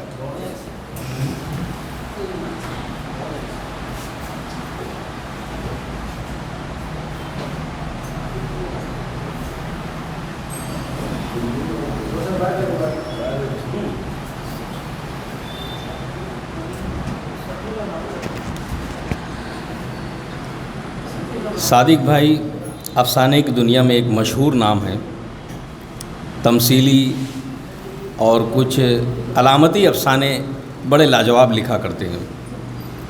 آج حقیقت نگاری ان کی زبان سے سن کر اگر میں سمجھتا ہوں کہ اگر وہ تھوڑا سا اس افسانے کو اور طویل کرتے تو میری آنکھیں بھی نمناک ہو چکی تھیں. بہت ہی معتدل رفتار سے افسانہ دھیرے دھیرے آگے بڑھتا رہا. ایک ایک کر کے مختلف واقعات آتے رہے. تمام واقعات میں ایک بات تو بہت کامن تھی، مشترک تھی. وہ یہ تھی کہ یہ دنیا مطلبی ہے، خود غرض ہے، ہر ایک کو بس اپنی پڑی ہے. یہاں تک کہ وہ کردار جو آخر میں ان کے افسانے کا ایک مرکزی کردار بن جاتا ہے، قندیل کے ساتھ لیے ہوئے، وہ بھی یہی سوچ رہا ہے کہ کوئی مرے تو مجھے بھی رزق ملے. اس کے بھی دل کی یہ خواہش ہے کہ بس میری جو ضرورت ہے وہ کسی نہ کسی طریقے سے پوری ہو، اور اس کا کام ہی ہے لاشیں اٹھانا. تو کوئی لاش ہی نہیں گر رہی ہے تو اسے بھی رزق نہیں مل رہا ہے. تھرڈ پرسن نیریشن کا انہوں نے استعمال کیا، ایک تیسرے شخص کو راوی بنا کر کے اپنے مافی ضمیر کو بہت ہی عمدہ انداز میں پیش کیا. بہترین اور چست مکالموں کی ایک تکرار سی لگا کر رکھ دی، اور جو کچھ سماج میں مختلف جگہوں پر الگ الگ قسموں کے واقعات سے ان کے ذہن و گمان میں ایک جو درد محسوس کیا جا سکتا ہے وہ ان کے الفاظ میں پورے طریقے سے ظاہر ہے. کہ سماج و معاشرے میں مختلف جگہوں پر جو برائیاں ہیں یا جو بے حیائیاں ہیں یا جو بدماشیاں چل رہی ہیں، جس قسم کے واقعات ہو رہے ہیں، اس کو بہت اچھے انداز سے بیان کیا. کچھ اچھے ہیں تو کچھ برے ہیں، ان دونوں کرداروں کو انہوں نے پیش کیا. کچھ مدد کے لیے اٹھا رہے ہیں تو کچھ لوٹ مار کر رہے ہیں. ایسے مختلف چیزوں کو ایک تسلسل کے ساتھ انہوں نے بیان کیا. میں سمجھتا ہوں کہ صاحب اگر ان واقعات کو آپ ایک الگ الگ پیرائے میں اگر پیش کر دیں تو ایک ناول بن جائے گا پورا. ایک بہت ہی اچھا ناول بھی بن سکتا ہے. یہ ایک اتنا بڑے کینواس کو آپ نے جو سمیٹا ہے، مجھے تو حیرت یہ ہو رہی ہے کہ کیسے سمیٹ لیا آپ نے، کیونکہ ہر ایک الگ واقعہ ہے اور اس کو الگ ڈھنگ سے جو تو ایک سین کے طور پہ آپ بیان کر سکتے ہیں، اور ایک پوری کتاب سے یہ افسانہ ہی جو ہوتے پوری کتاب میں بھی تبدیل ہو سکتا ہے. آخر میں جہاں پر وہ یہ بتایا کہ ایک انسان جب اس دنیا میں پیدا ہوتا ہے اس کی کشمکش وہیں سے شروع ہوتی ہے، اور اس کشمکش کے ساتھ ہی وہ ایک دن اس دنیا سے رخصت ہو جاتا ہے. نہ کچھ لے کر آتا ہے نہ کچھ لے کر کے جاتا ہے. وہی الجھنیں روز اول سے روز آخر تک، روح قبض ہونے تک الجھنیں ہی الجھنیں ہیں. یہی دنیا ہے جس کو کوئی ثبات نہیں ہے، اور جس کو ہم یہ بھی نہیں کہہ سکتے کہ انسان جو بہت زیادہ جو ایک طریقے سے کہ مضبوط ہو جاتا ہے، ساری چیزیں اس نے کما لی ہیں، تو اس کے دل میں بھی ایک کسک رہتی ہے کہ تھوڑا اور کما لوں. تو وہ چیز کبھی ختم نہیں ہوتی، چاہے وہ غریب ہو یا امیر ہو، کہیں نہ کہیں وہ بغیر ضرور ہوتا ہے. ایک اچھی تحریر، ایک اچھا افسانہ رقم کرنے کے لیے میں آپ کو مبارکباد پیش کرتا ہوں.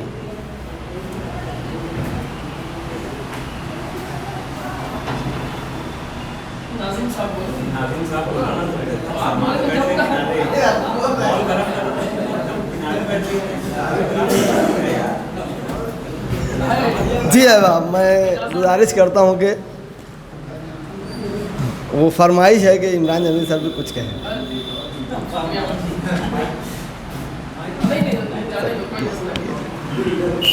ریکارڈنگ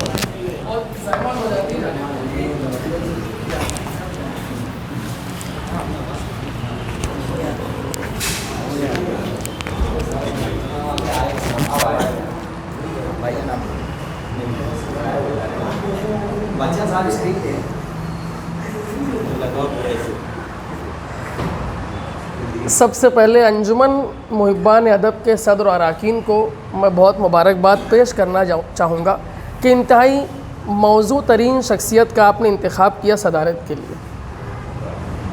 وہ لوگ جو قلمدان میں تھے وہ تمام صاحبان افسانہ نگار اور تبصرہ نگار جانتے تھے کہ جب بھی کسی دوست کا، کسی بھی افسانہ نگار کا افسانہ آتا تھا تو دوسرے مبصرین کی طرح نعیم سلیم صاحب بھی وہاں پر بر وقت تبصرہ کیا کرتے تھے بنا باعث ہوئے.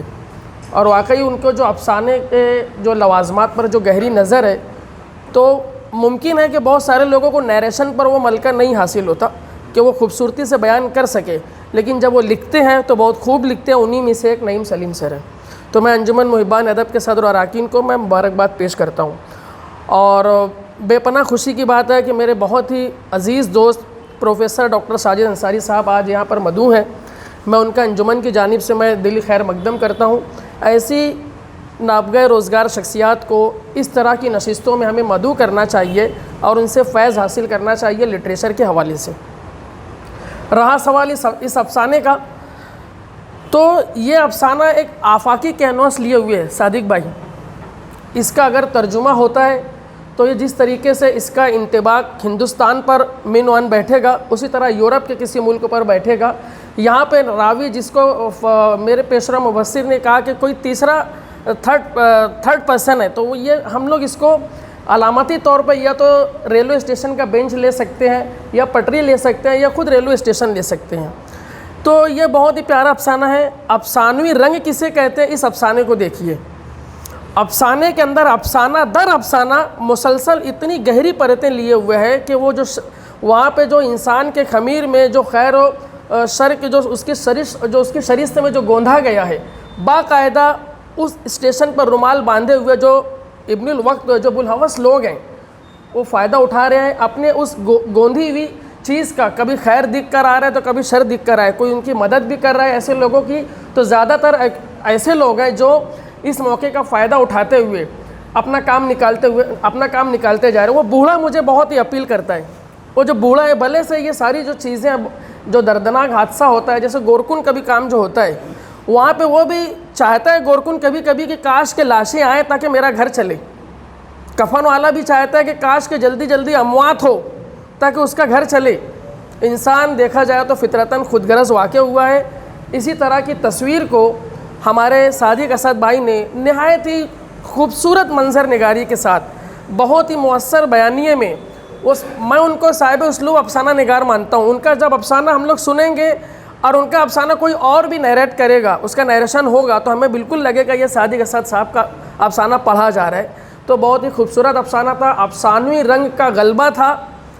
کہیں پر بھی تجسس کا پہلو ہاتھ سے چھوٹنے نہیں پایا. اور انہوں نے نہ صرف، حالانکہ افسانے میں ایک بات کیا ہوتی ہے کہ کچھ لوگ کہہ رہے تھے ہمارے ڈاکٹر مبین نذیر صاحب کے افسانے پر، جو میں بعضلت تمام میں میری سانسیں درست کر رہا تھا، میں ٹھیک سے سن نہیں پایا کہ افسانے میں درس، میں افسانے میں درس کا قائل ہی نہیں ہوں. یہ قارئین پر چھوڑ دیا جاتا ہے. کبھی اس میں شہوت کے مناظر بھی آئیں گے تو کبھی کوئی وائز جو ہے تو اپنی دین کی تبلیغ بھی کر رہا ہوگا. درس کے لیے انشائیے ہیں، مضامین ہیں، وہ دوسری باتیں ہیں. لیکن اس افسانے کو اگر ہم لوگ دیکھتے ہیں تو یہ افسانہ ہر طرح کے ذہین قارئین کی سطح کو ٹچ کرتا ہے. جہاں اس سے بچے بھی لطف اندوز ہوں گے، وہیں پر جو بالغ قاری ہیں، جیسے کہ ہمارے احمد نعیم بولتے ہیں تربیت یافتہ جو قاری ہیں، وہ بھی اس سے محظوظ ہو سکتے ہیں. ایک خوبصورت مکمل جامع کسے ہوئے خوبصورت بیانیہ اور بہترین منظر نگاری کے ساتھ پوری مسموم فضا جو تھی، جو ہم لوگوں پہ جو مسمرزم کی جو کیفیت طاری ہوئی، ایک بہترین افسانہ پیش کرنے پر صادق اسد صاحب کو میں دلی مبارکباد پیش کرتا ہوں اور امید رکھتا ہوں کہ آپ کا افسانوں کا یہ سفر اسی طرح سے جاری رہے. بہت شکریہ.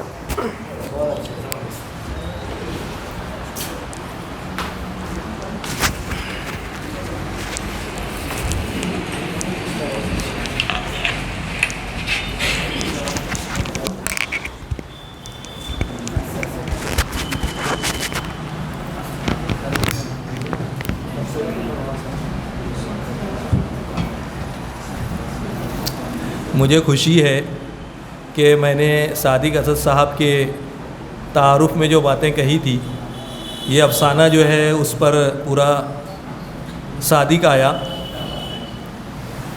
اور ابھی میری جاوید آفاق صاحب سے ملاقات ہوئی تھی پچھلے ہفتے میں، تو انشائیے کو لے کر کے کچھ عنوانات پہ ہم لوگوں نے بات کی. وہاں پر بات یہی آئی تھی کہ کوئی آفاقی موضوع ہو جس پر انشائیہ لکھا جائے.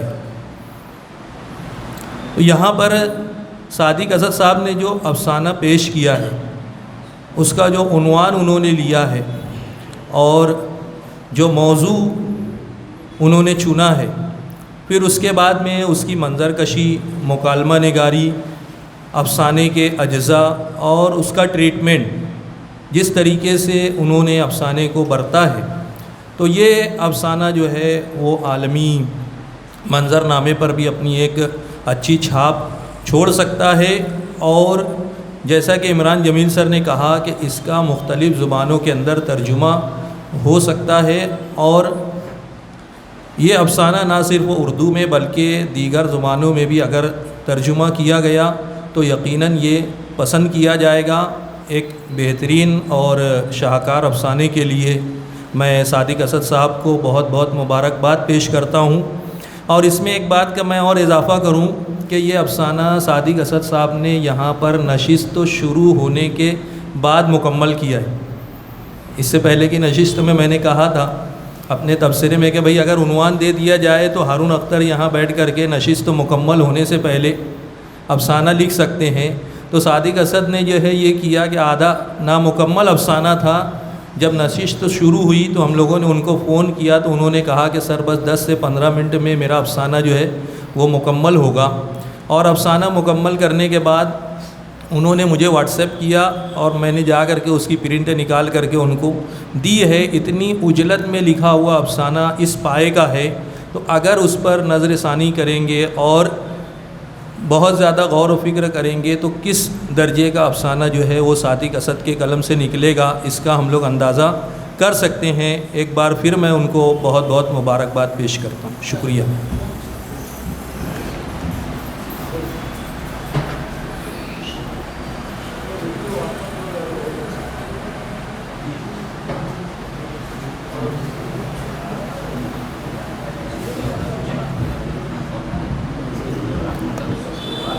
افسانہ جب شروع ہوتا ہے تو ایسا لگتا ہے کہ انسانیت کہانی بیان کر رہی ہے، تقسیم کے واقعات ہیں۔ اس کے بعد تھوڑا سا جب آگے بڑھتا ہے تو لگتا ہے کہ ہندوستان کی زمین کہانی بیان کر رہی ہے، اور تھوڑا افسانہ آگے چلتا ہے تو پھر مغالطہ ہوتا ہے کہ اب ٹرین ہے یا انسانیت ہے۔ لیکن جب افسانہ ختم ہوتا ہے تو پھر سمجھ میں آتا ہے کہ وہ ریل کی جو پٹری ہے، ٹریک جو ہے، اس کی زبانی افسانہ بیان کیا گیا۔ اور افسانے کی تکنیک پر آپ غور کریں کہ اگر راوی ریل کی پٹری نہ ہوتی تو مختلف قسم کے واقعات کو وہ کس دھاگے میں پروتے۔ صادق اسد کا کمال یہ ہے کہ انہوں نے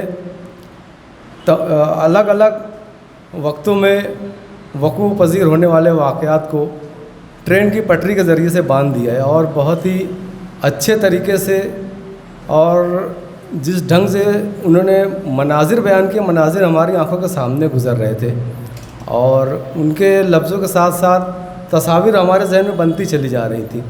افسانہ نگار کا کمال یہی تو ہوتا ہے کہ وہ لفظوں کے ذریعے صرف تصویر نہیں بناتا، آواز نہیں سناتا، بلکہ وہ تو انسان کے محسوسات تک کو قاری تک پہنچانے کا کمال رکھتا ہے۔ اور ہم نے محسوس کیا کہ صادق اسد کے افسانے میں وہ چیزیں موجود ہیں، بھلے ہی انہوں نے ابھی مکمل کیا ہو یا کبھی مکمل کیا ہو، لیکن افسانہ بااثر ہے اور قاری تک مکمل طریقے سے پہنچ جاتا ہے۔ بہت بہت مبارکباد آپ کو۔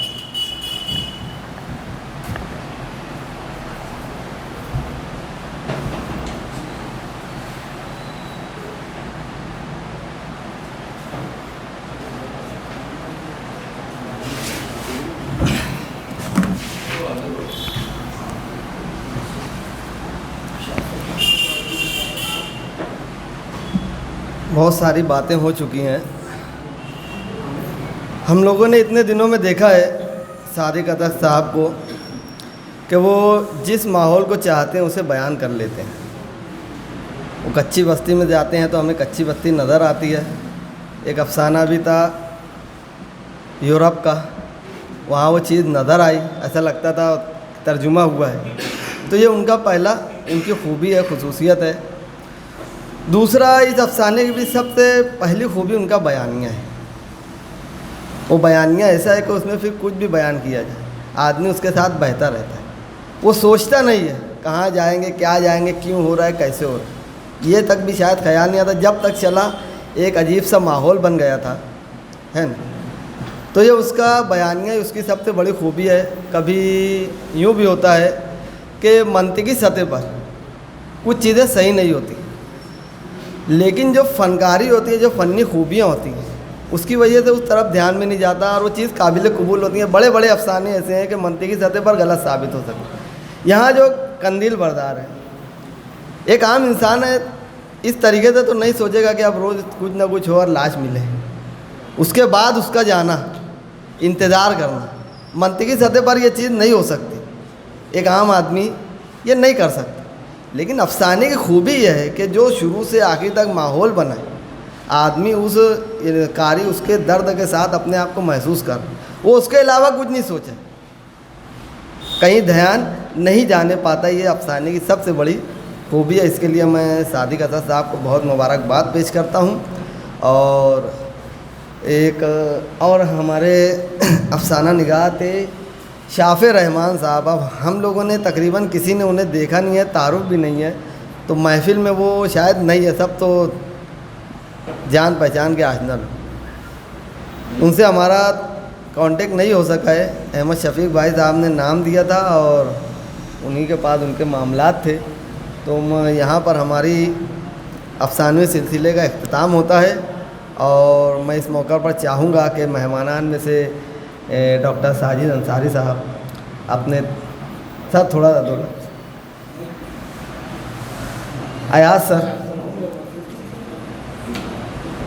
ایاز سر سے میں گزارش کرتا ہوں کہ وہ آئیں اور اپنے خیالات کا اظہار کریں.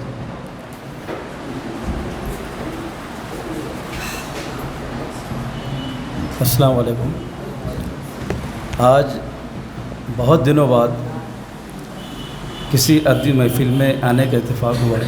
اگرچہ کہ میں ادب سے دور نہیں ہوں، لیکن کچھ حالات کی بنا پر شریک نہیں ہو پایا تھا. آج جتنے بھی افسانے یہاں پر پیش کیے گئے، میں سمجھتا ہوں کہ افسانہ نگار کے اپنے ذاتی مشاہدات اور تجربات کی بھٹی سے انہوں نے وہ تمام چیزوں کو منظر عام پر لانے کی بڑی ہی زبردست کوشش کی ہے. تو میں تمام ہی افسانہ نگاروں کو اپنی طرف سے مبارکباد پیش کرتا ہوں. اب رہی بات کچھ لوگوں نے اعتراضات، اور وہ ہونی بھی چاہیے، یا تنقیدیں بھی ہونی چاہیے، تبھی انسان سنور سکتا ہے، کہ بھئی کسی میں فنی خوبیاں کم تھی، کسی میں اجزائے ترکیبی ویسے نہیں پائی گئی جیسے ہونا چاہیے تھا. تو جو ہم ان تمام تجربات کو حاصل کرتے رہیں گے، یا اس طرح سے ہم اور مشاہدات اور لکھتے رہیں گے، تو جو آدمی کام کرتا ہے تو غلطیاں تو اس سے ہوتی ہے. تو غلطیوں کو ہم اس پہ نظر انداز کرتے ہوئے جو اس کی خاص خوبیاں ہیں، اگر اس کی ہمت افزائی ہم کریں تو ہو سکتا ہے کہ آج سے بہتر افسانہ کل کا آنے والا افسانہ بھی بن سکتا ہے. تو مستقبل کے لیے میری طرف سے تمام افسانہ نگاروں کو بہت بہت مبارکباد. اور میں چاہتا ہوں کہ اس طرح کی محفلیں اور مزید اور قریبی وقت میں جو ہے منعقد کی جائیں گی. شکریہ. بہت شکریہ سر. اور ہم آخری مرحلے میں ہیں. یہاں پر میں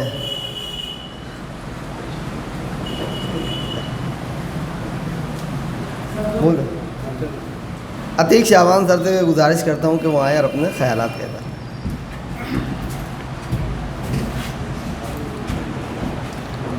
آج کی اس نشست کے صدر ساجد سر، ایاز سر اور سامعین کرام، آج اس ہال میں دوسرا موقع ہے نشست اٹینڈ کرنے کا. اس سے پہلے بھی میں پچھلے نشست میں موجود تھا، اور اس کے پہلے جو ہے ایسا معلوم پڑا تھا کہ نشہ عنوان یہ تیسری مرتبہ جو ہے. تو یہاں پر میں ایک ہی افسانہ سن سکا ہوں. مبین نذیر سر کا افسانہ نہیں سن سکا ہوں، اور اس پہ جو کچھ تبصرے ہوئے ہیں ساجد اسد کے بارے میں بہت جو ہے یہاں پر ان کی جو ستائش ہوئی ہے وہ بالکل اس کے جو حقدار ہیں. نثری ادب، اردو نثری ادب میں جو ہے انہوں نے درجنوں افسانے پیش کیے ہیں، اور تمام افسانوں کو جو ہے بےحد پسند کیا گیا ہے. اور ان کی ایک خاص بات یہ کہ وہ مالیگاؤں کی نمائندگی کرنے کے لیے بامبے میں ان کو انوائٹ کیا گیا. بامبے میں انہوں نے اپنا افسانہ پیش کیا، اور وہاں بھی جو ہے انہوں نے اسی طرح سے بہت ساری جو ہے تعریفیں ان کو جو ہے سمیٹ کر لائے.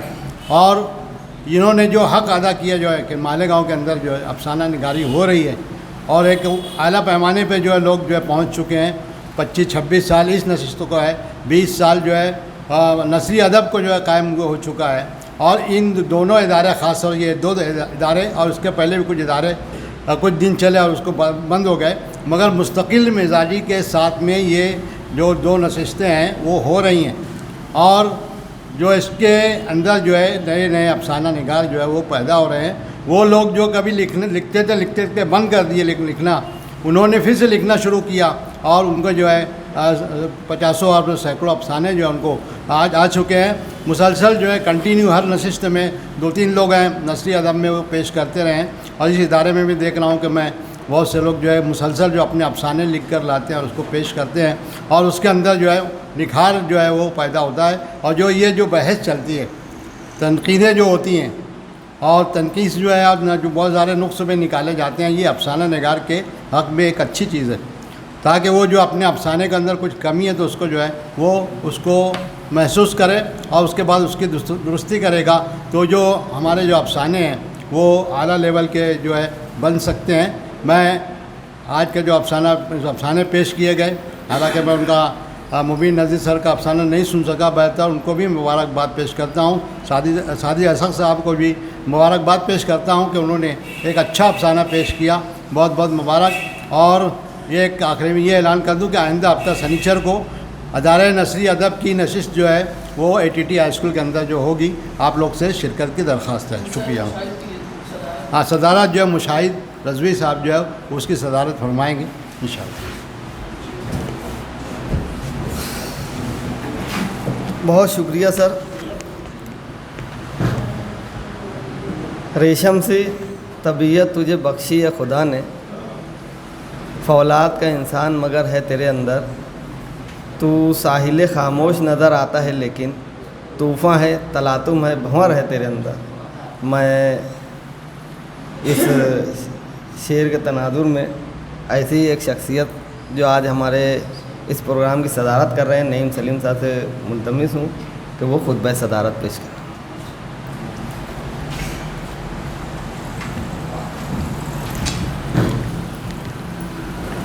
السلام علیکم ورحمۃ اللہ وبرکاتہ. الحمدللہ رب العالمین والصلاۃ والسلام علی سید الانبیاء والمرسلین, اما بعد. ادارے نثری ادب کے صدر محترم عتیق شعبان سر, محترم ڈاکٹر ساجد انصاری سر, محترم پروفیسر شاہ ایاز صاحب, سامنے تشریف فرما تمام ہی سامعین کرام. میں تو کل بھی طالب علم تھا, آج بھی ہوں اور کل بھی رہوں گا. یہاں پر میری تعریف میں جو کچھ بیان کیا گیا یہ میں انکسار سے نہیں, جو حقیقت ہے وہی بیان کر رہا ہوں. موجودہ دور میں جو زبان و ادب کی ترویج اشاعت ہو رہی ہے, جو پلیٹ فارم آج مہیا ہے, یقیناً اس سے پہلے نہیں تھا. سوشل میڈیا کی ترقی سے یہ ہم دیکھ رہے ہیں کہ جو سہولیات ہم کو آج مہیا ہے یقیناً اس سے پہلے نہیں تھی. ابھی محترم عمران جمیل سر نے قلمدان کا ذکر کیا. واقعی اگر قلمدان آج بھی چلتے رہتا تو ہمارے شہر کے جو بیشتر قلمکار, جس میں خود شامل ہوں, رک گئے ہیں, وہ نہیں رکتے. اس دور میں پورے مہینے کے لیے جو 1 GB ملتی تھی سر, وہ ہمارے لیے کافی ہو جایا کرتے تھے.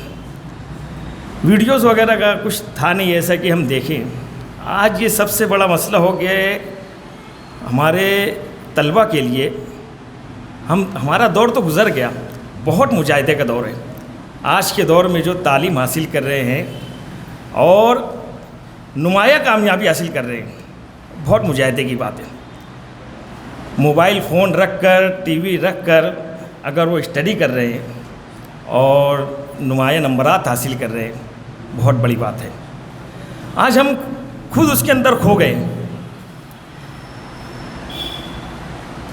قلمدان میں ایک افسانہ لگا, 2 دن تک لگا رہا, اور شاید ہی کوئی ایسا رکن رہتا تھا جو اس کے اوپر تبصرہ نہیں کرتا تھا. اور اس میں ہوتا یہی تھا کہ سب متحرک تھے، ایک کے بعد ایک افسانے لگتے، اس کے اوپر بحث ہوتی، تنقیدیں ہوتی، سیکھنے کا موقع ملتا۔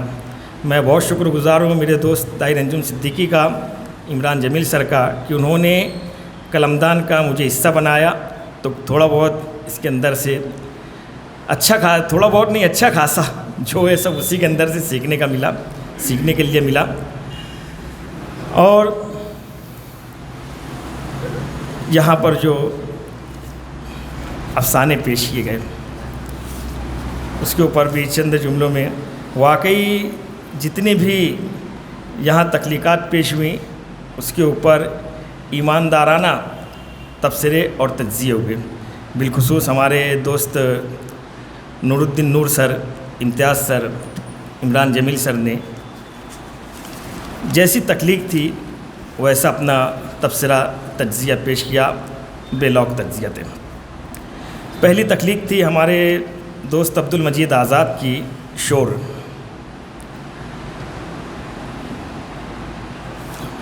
نشہ تھیم پر لکھا گیا یہ افسانچہ کہ جو لگاتار 10 روزہ پروگرام تھا، اس میں 9ویں روز کے پروگرام میں جو صدر مجلس تھا وہ نشے کا سب سے بڑا ڈیلر، اور وہیں پر جو راوی ہے وہ ایک دم بدظن ہو گیا۔ اب ہوتا یہی ہے کہ کچھ مجبوریاں بھی رہا کرتی ہیں، ہے نا جی، کچھ جن کی وجہ سے ایسے لوگوں کو سرپرستی دی جاتی ہے، صدارت بھی دی جاتی ہے۔ اب ان مجبوریوں کی وجہ سے کچھ ان کے اوپر سے پریشر بھی رہتا ہے، کچھ سیاسی معاملات رہتے ہیں، اس لیے اس کو سمجھنا بھی پڑتا ہے۔ تو اس کے اوپر اتنا بہت زیادہ بدظن ہونے کی ضرورت نہیں تھی راوی کو۔ دوسرا ہے جنون، پروفیسر مبین نذیر سر کا افسانہ، یہ بھی نشہ تھیم پر۔ یہ جو جنون تھا یہ فیروز کا جنون تھا کہ وہ کبھی ہوٹل پر بیٹھے، کبھی چوک پر بیٹھے، کبھی اس طرف کبھی اس طرف، بس اس کا ایک جنون تھا کہ یہ نوجوان تیز رفتار گاڑیاں چلانا بند کر دیں۔ یہ جنون فیروز کا تھا۔ اچھے خاصے اس کے اوپر بھی تبصرے ہوئے، اور یہ تو سر ایک ماحول بنا رہے تھے ایک تمہیدی کہ انہیں ایم ایس جی کالج جانا تھا، تقریری مقابلہ تھا، اور یہ دیکھیے کہ وہ اتنے اہم پروگرام تھا کہ وہاں پر ان کی تقریر کو انعام ملنا تھا، اور وہ مل بھی گیا، ہے نا۔ یعنی یہ انتہائی اہم پروگرام انہوں نے مس کر دیا، کس لیے؟ راستے میں جو حادثہ ہوا اس کے لیے، اور جو بھی معاملات تھے پولیس کے ذریعے ان کو معلوم ہوئے کہ یہ جو فیروز شخص ہے یہ جنون اس کے اندر وہی ہے کہ جس طرح سے اس نے اپنا لال کھویا ہے کوئی اور اپنا لال نہ کھوئے۔ پولیس کے ذریعے جو مکالمے ہیں اسی کی زبان میں، اسی کے انداز میں بیان کیا گیا ہے، اسی لہجے میں۔ ایک اچھے افسانے کے لیے میں مبین سر کو بھی مبارکباد دیتا ہوں۔ اور تیسرا افسانہ ہے ہمارے صادق بھائی، کیا کہنے صادق بھائی کے بھی، واقعی یہ افسانوں کی فضا بناتے ہیں۔ افسانہ وہ بیان کرتے ہیں اور ہماری آنکھوں کے سامنے پوری اسکرین پر چلتا رہتا ہے۔ بہترین افسانہ، ریل کی پٹری کی زبانی، ایک کے بعد ایک کئی واقعات جو رونما ہوتے جا رہے ہیں، ایسا لگ رہا ہے کہ یہ CCTV کیمرہ چل رہا ہے، ہم بیٹھے ہوئے ہیں، اور ایک کے بعد ایک جو حادثات ہوتے گئے ہیں پٹری پر وہ ہماری آنکھوں کے سامنے آتے چلے گئے ہیں۔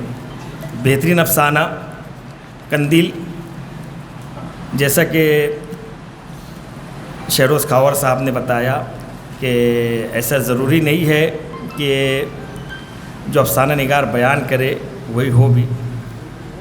ایک گورکن قبر کو کھودنے والا، وہ یہی چاہے گا کہ لوگ مرتے رہیں، کفن فروش چاہے گا۔ تو اب یہ ہم موجودہ دور میں دیکھیں تو یہ صرف ان کے اوپر منحصر نہیں رہتے سر۔ قبر کھودنے والا، اگر قبر نہیں ہوئی، کوئی کسی کا انتقال نہیں ہوا، تو ایسا نہیں ہے کہ اس کے گھر چولہا نہیں جلے گا. ہم یہاں پر دیکھیں یا بیرون شہر بھی دیکھیں تو یہ سائیڈ میں کچھ نہ کچھ ان کے کام دھندے بزنس ہیں. یہ ایک دم سے ان کے اوپر منحصر نہیں ہے. اس سے پہلے بھی میرے خیال سے عبد المجید آزاد صاحب کا جو افسانہ تھا وہ بھی اسی کے اوپر تھا کہ ایک شخص بہت پریشان ہے کہ کسی کے کوئی میت آئے اس کو اس کی اجرت ملے اور وہ اپنی بیٹی کی شادی اس میں اس کو جو بھی تکلیف ہو کمی ہو جائے اس میں. تو ہوتا یہی ہے کہ جو میت آتی ہے تو اسی لڑکی کا ہونے والا شوہر رہتے ہیں. تو یہ میرے خیال سے اب وہ دور نہیں رہا کہ کسی کا مرنے کا انتظار کیا جائے تو اس کا گھر چلے, یا اس طرح کے جو یہاں پر قندیل بردار شخص ہے اس کا بھی یہی معاملہ ہے کہ کوئی حادثہ ہو جائے اور وہاں سے اس زخمی شخص یا میت کو لے کر چلا جائے تو اس کو اس کی اجرت ملے تو اس کے گھر چلے. بہرحال یہ تینوں تخلیقات نہایت عمدہ اور اس کے اوپر تمام ہی تبصرے شاندار رہے. میں انجمن محبان ادب اور سٹی کالج MSG کالج سب کا شکر گزار ہوں کہ ناچیز کو آج کی صدارت کے لیے منتخب کیا گیا, اور تمام ہی آئے ہوئے معزز مہمانان کرام کا شکریہ ادا کرتا ہوں. بہت بہت شکریہ. السلام علیکم.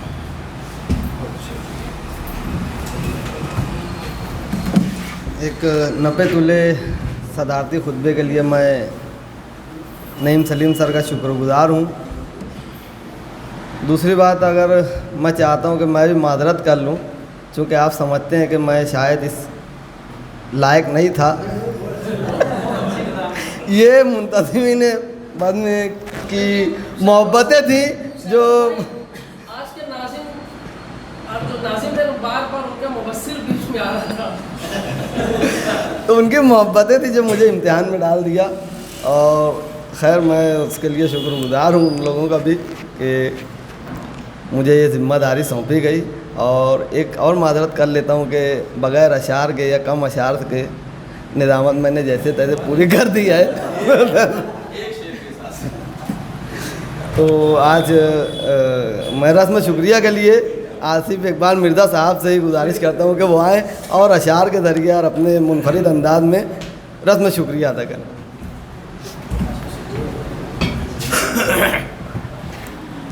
حاضرین اکرام, کچھ اس طرح سے یار نے پوچھا میرا مزاج, کچھ اس طرح سے یار نے پوچھا میرا مزاج, کہنا پڑا کہ شکر ہے پروردگار کا. حاضرین, یہ محفل جو ہے ہماری نشست ہے انجمن محبان ادب سٹی کالج اور MSG کالج کے اشتراک سے ہر مہینہ برپا ہوتی ہے, اور نہایت ہی کامیابی کے ساتھ یہ جو اس کا اختتام ہوتا ہے, اور آئندہ کی جو نشست ہے اس کا انتظار رہتا ہے. تو اس افسانہ نشست کی کامیابی کی یہ دلیل ہے کہ ہمارے 3 جو شخص ہیں وہ ابھی آئے ہیں. جہاں خطبہ صدارت جاری تھا, عبد الدیان اسد صاحب اپنے رفقا کے ساتھ یہاں ایک دم آخری پائدان پہ خطبہ صدارت کے درمیان آئے. بولے تو یہ نشست واقعی جو ہے نہایت ہی کامیاب ہو گئی. بہرکیف ہمارے آج کے جو صدر ہیں نعیم سلیم سر, جنہوں نے بہترین انداز سے پورے نشست کو دیکھا سنا اور بہترین خطبہ صدارت انہوں نے 90 تولے الفاظ میں ہمارے جو ناظم کا کہنا ہے انہوں نے یہاں پیش کیا. تو میں انجمن محبان ادب اور دونوں کالج کے اشتراک سے ہونے والی اس محفل کے صدر ان کا خصوصی طور پر شکریہ ادا کرتا ہوں. ہمارے نثری ادب کے صدر عتیق شعبان سر گزشتہ نشستوں میں تشریف لائے تھے اور آج بھی وہ دیر آئے درست آئے اور انہوں نے بہترین الفاظ میں اپنے خیالات پیش کیے. میں ان کا بھی شکریہ ادا کرتا ہوں. اس کے علاوہ ہمارے MSG کالج کے جو ڈاکٹر ساجد انصاری سر ہیں وہ بھی یہاں تشریف لائے. وہ کچھ یہاں پیش نہیں کر سکے لیکن ان کی مسکراہٹ جو ہے وہ یہاں بیٹھے مسکراتے رہے اور ہماری نشست کامیاب ہوتی رہتی. میں بھی ان کا بےحد شکر گزار ہوں.